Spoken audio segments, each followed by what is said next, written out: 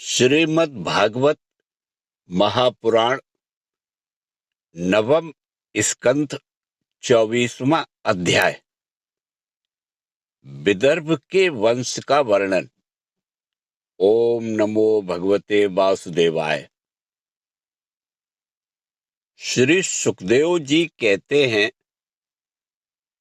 परीक्षित, राजा विदर्भ की भोज्या नामक पत्नी से 3 पुत्र हुए, कुश, कृत और रोमपाद। रोमपाद विदर्भ वंश में बहुत ही श्रेष्ठ पुरुष हुए।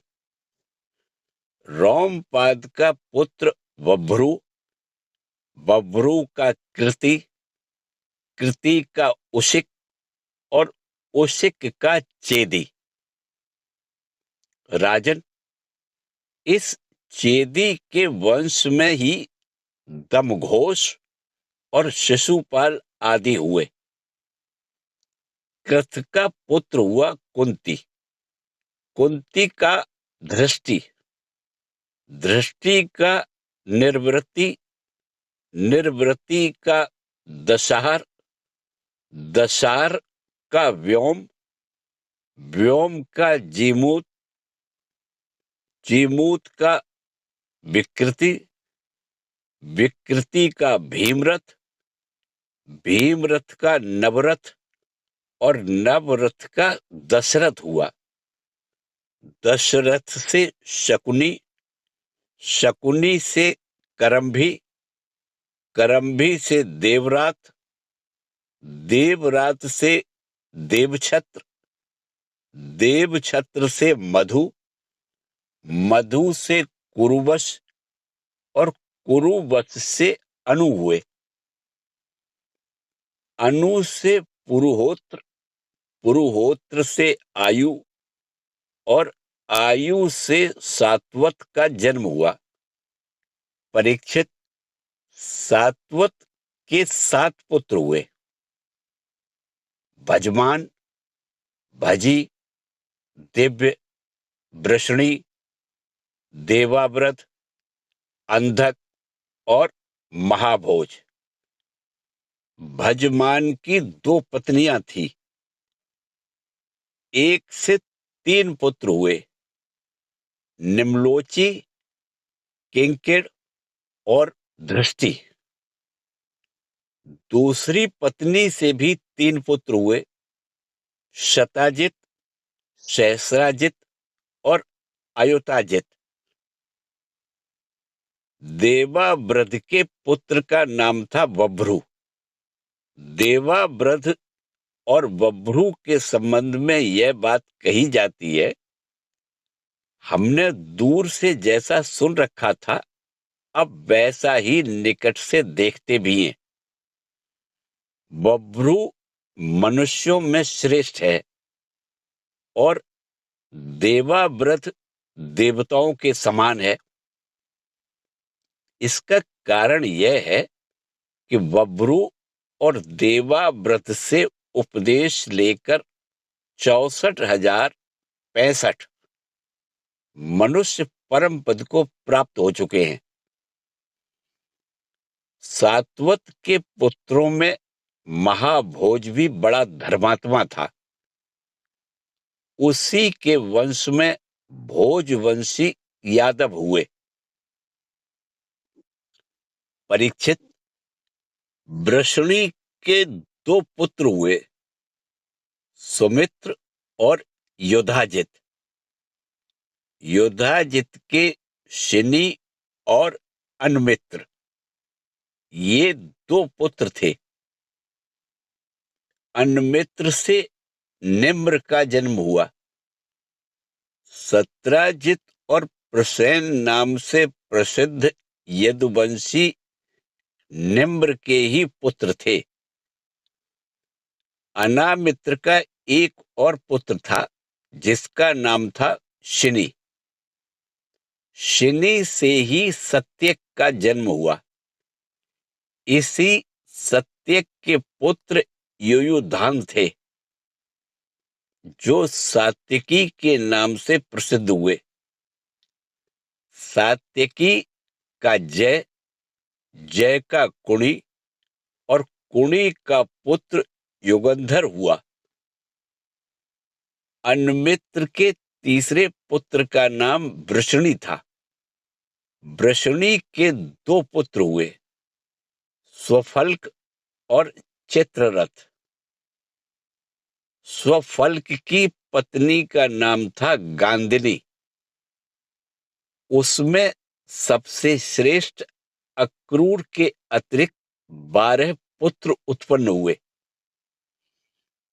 आसंग, सारमेय, मृदुर, मृदुविद, गिरि, धर्मव्रत, सुकर्मा, क्षेत्रोपेक्ष, अरिमर्दन, शत्रुघ्न, गंधमादन और प्रतिबाहु।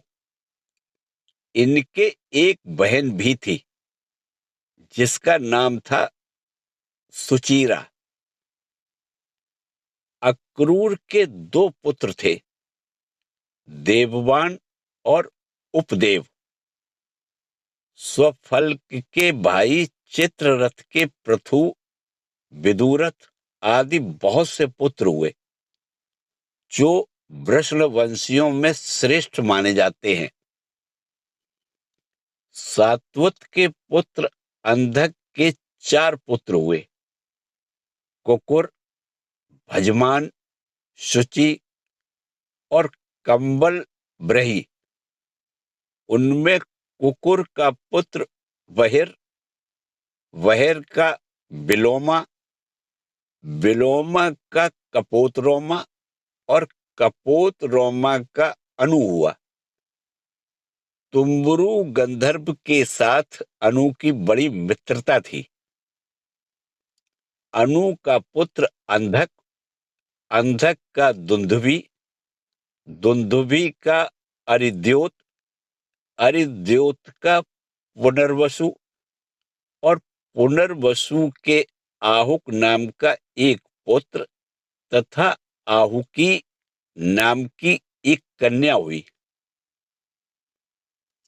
आहुक के 2 पुत्र हुए, देवक और उग्रसेन। देवक के 4 पुत्र हुए, देववान, उपदेव, सुदेव और देववर्धन। इनकी 7 बहनें भी थी, धृतदेवा, शांतिदेवा, उपदेवा, श्रीदेवा, देवरक्षिता, सहदेवा और देवकी। वसुदेव जी ने इन सब के साथ विवाह किया था। उग्रसेन के 9 लड़के थे, कंस, सुनामा, न्यग्रोध, कंक, शंकु, सुहु, राष्ट्रपाल, सृष्टि और तुष्टिमान। उग्रसेन के 5 कन्याएं भी थी, कंसा, कंसवती, कंका, शूरभू और राष्ट्रपालिका। इनका विवाह वसुदेव जी के छोटे भाइयों से हुआ था। चित्ररथ के पुत्र विदुरथ से शूर, शूर से भजमान, भजमान से शिनी, शिनी से स्वयंभोज और स्वयंभोज से हृदीक हुए। हृदीक से 3 पुत्र हुए, देवबाहु, शतधन्वा और कृतवर्मा। देवमीड के पुत्र शूर की पत्नी का नाम था मारिया। उन्होंने 10 निष्पाप पुत्र उत्पन्न किए, वसुदेव, देवभाग, देवश्रवा, आनक, संजय, श्यामक, कंक, शमीक, वत्सक और ब्रक। ये सब के सब बड़े पुण्यात्मा थे। वसुदेव जी के जन्म के समय देवताओं के नगारे और नौबत स्वयं ही बजने लगे थे। अतः वे आनक दुंदुभि भी कहलाए। वे ही भगवान श्री कृष्ण के पिता हुए। वसुदेव आदि की 5 बहनें भी थी। प्रथा अर्थात कुंती, श्रुतदेवा, श्रुतकीर्ति, श्रुतश्रवा और राजाधिदेवी। वसुदेव के पिता शूरसेन के एक मित्र थे कुंती भोज। कुंती भोज के कोई संतान नहीं थी, इसलिए शूरसेन ने उन्हें प्रथा नाम की अपनी सबसे बड़ी कन्या गोद दे दी। प्रथा ने दुर्वासा ऋषि को प्रसन्न करके उनसे देवताओं को बुलाने की विद्या सीख ली। एक दिन उस विद्या के प्रभाव की परीक्षा लेने के लिए प्रथा ने परम पवित्र भगवान सूर्य का आवाहन किया। उसी समय भगवान सूर्य वहां आ पहुंचे। उन्हें देखकर कुंती का हृदय विस्मय से भर गया। उसने कहा, भगवान, मुझे क्षमा कीजिए। मैंने तो परीक्षा करने के लिए ही इस क्रिया का प्रयोग किया था। अब आप पधार सकते हैं। सूर्य देव ने कहा, देवी, मेरा दर्शन निष्फल नहीं हो सकता, इसलिए हे सुंदरी, अब मैं तुमसे एक पुत्र उत्पन्न करना चाहता हूं। हाँ, अवश्य ही तुम्हारी योनि दूषित न हो, इसका उपाय मैं कर दूंगा।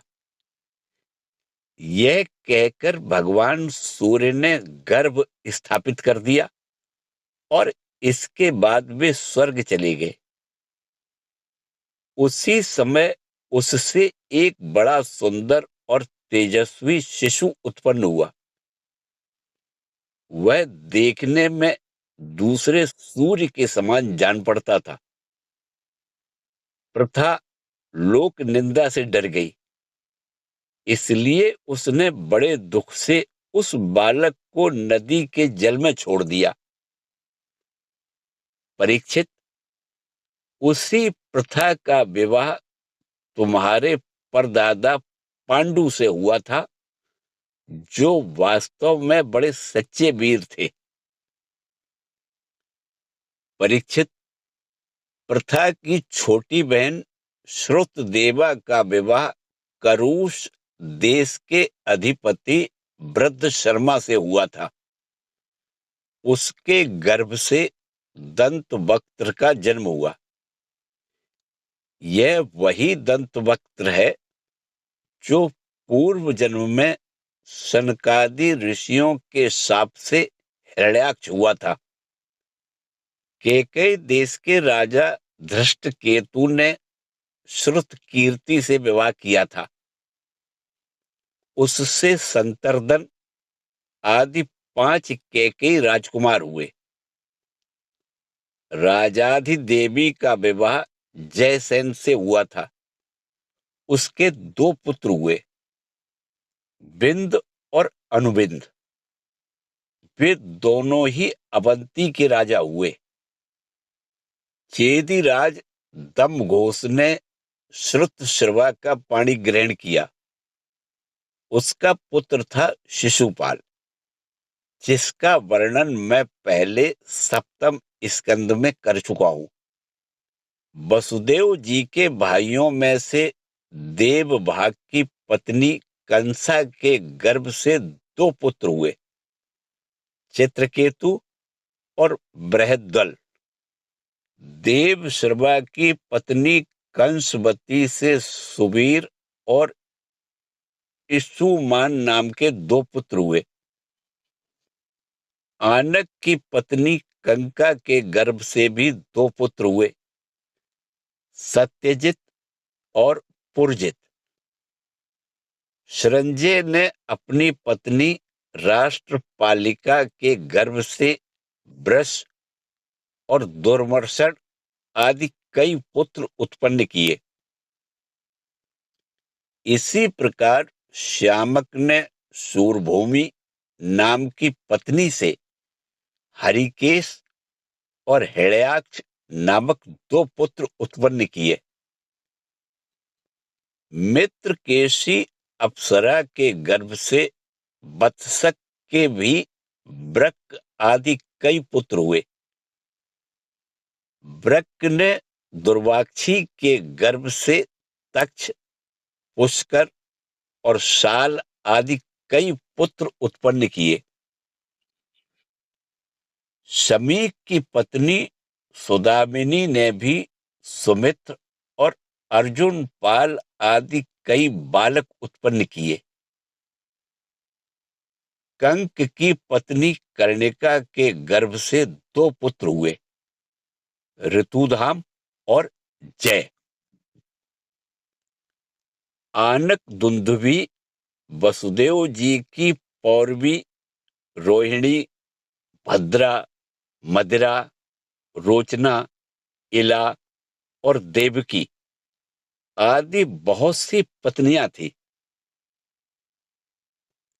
रोहिणी के गर्भ से वसुदेव जी के बलराम, गद, सारण, दुर्मद, विपुल, ध्रुव और कृत आदि पुत्र हुए थे। पौरवी के गर्भ से उनके 12 पुत्र हुए, भूत, सुभद्र, भद्रवाह, दुर्मद और भद्र आदि। नंद, उपनंद, कृतक, सूर आदि मदिरा के गर्भ से उत्पन्न हुए थे।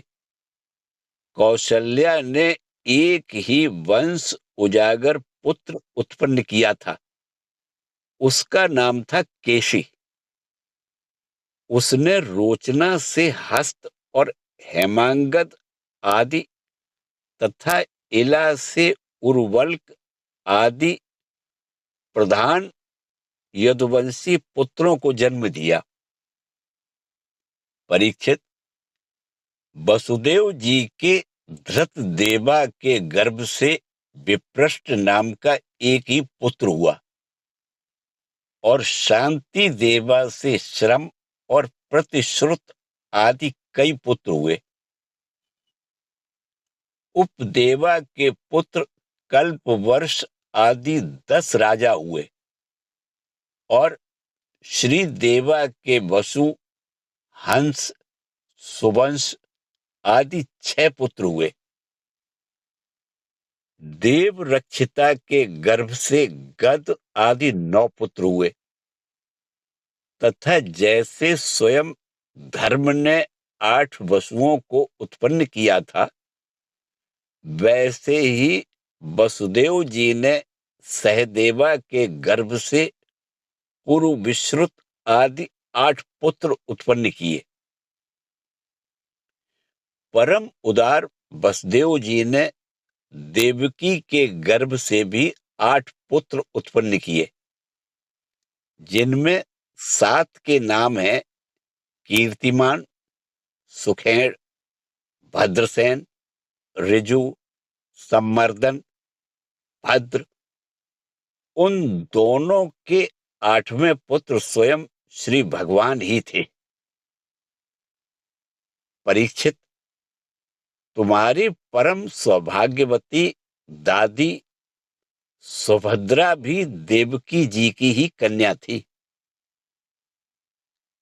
जब जब संसार में धर्म का ह्रास और पाप की वृद्धि होती है, तब तब सर्वशक्तिमान भगवान श्री हरि अवतार ग्रहण करते हैं। परीक्षित, भगवान सबके दृष्टा और वास्तव में असंग आत्मा ही है, इसलिए उनकी आत्मस्वरूपिणी योग माया के अतिरिक्त उनके जन्म अथवा कर्म का और कोई भी कारण नहीं है। उनकी माया का विलास ही जीव के जन्म, जीवन और मृत्यु का कारण है, और उनका अनुग्रह ही माया को अलग करके आत्म स्वरूप को प्राप्त कराने वाला है। जब असुरों ने राजाओं का वेश धारण कर लिया और कई अक्षौहिणी सेना इकट्ठी करके वे पृथ्वी को रौंदने लगे, तब पृथ्वी का भार उतारने के लिए भगवान मधुसूदन बलराम जी के साथ अवतीर्ण हुए। उन्होंने ऐसी ऐसी लीलाएं की जिनके संबंध में बड़े बड़े देवता मन से अनुमान भी नहीं कर सकते। शरीर से करने की बात तो अलग रही, पृथ्वी का भार तो उतरा ही, साथ ही कलयुग में पैदा होने वाले भक्तों पर अनुग्रह करने के लिए भगवान ने ऐसे परम पवित्र यश का विस्तार किया जिसका गान और श्रवण करने से ही उनके दुख, शोक और अज्ञान सबके सब नष्ट हो जाएंगे। उनका यश क्या है? लोगों को पवित्र करने वाला श्रेष्ठ तीर्थ है। संतों के कानों के लिए तो वह साक्षात अमृत ही है। एक बार भी यदि कान की अंजलियों से उनका आचमन कर लिया जाता है तो कर्म की वासनाएं निर्मूल हो जाती हैं।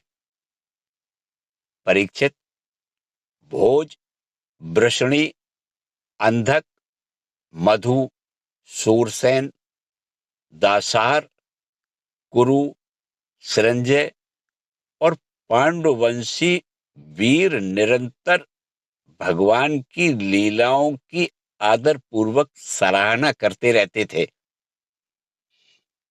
उनका श्यामल शरीर सर्वांग सुंदर था। उन्होंने उस मनोरम विग्रह से तथा अपनी प्रेम भरी मुस्कान, मधुर चितवन, प्रसाद पूर्ण वचन और पराक्रम पूर्ण लीला के द्वारा सारे मनुष्य लोक को आनंद में सराबोर कर दिया था। भगवान के मुख कमल की शोभा तो निराली ही थी। मकराकृत कुंडलों से उनके कान बड़े कमनीय मालूम पड़ते थे। उनकी आभा से कपोलों का सौंदर्य और भी खिल उठता था। जब वे विलास के साथ हंस देते तो उनके मुख पर निरंतर रहने वाले आनंद में मानो बाढ़ सी आ जाती। सभी नर नारी अपने नेत्रों के प्यालों से उनके मुख की माधुरी का निरंतर पान करते रहते, परंतु तृप्त नहीं होते।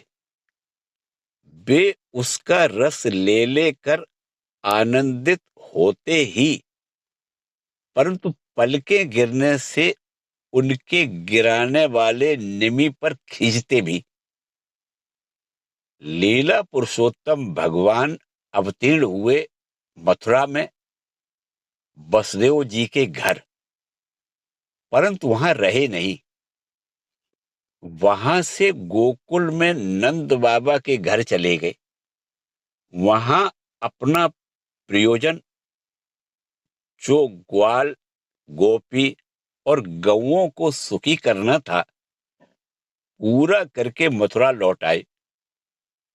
ब्रज में, मथुरा में तथा द्वारका में रहकर अनेकों शत्रुओं का संहार किया। बहुत सी स्त्रियों से विवाह करके हजारों पुत्र उत्पन्न किए। साथ ही लोगों में अपने स्वरूप का साक्षात्कार कराने वाली अपनी वाणी स्वरूप श्रुतियों की मर्यादा स्थापित करने के लिए अनेक यज्ञों के द्वारा स्वयं अपना ही यजन किया।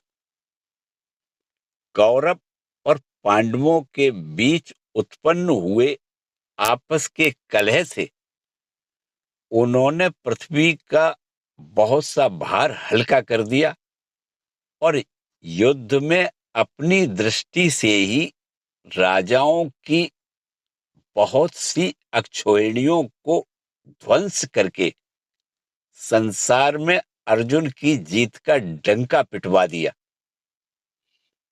फिर उद्धव को आत्म तत्व का उपदेश किया और इसके बाद वे अपने परम धाम को सिधार गए। इसी के साथ नवम स्कंध समाप्त होता है। ओम नमो भगवते वासुदेवाय।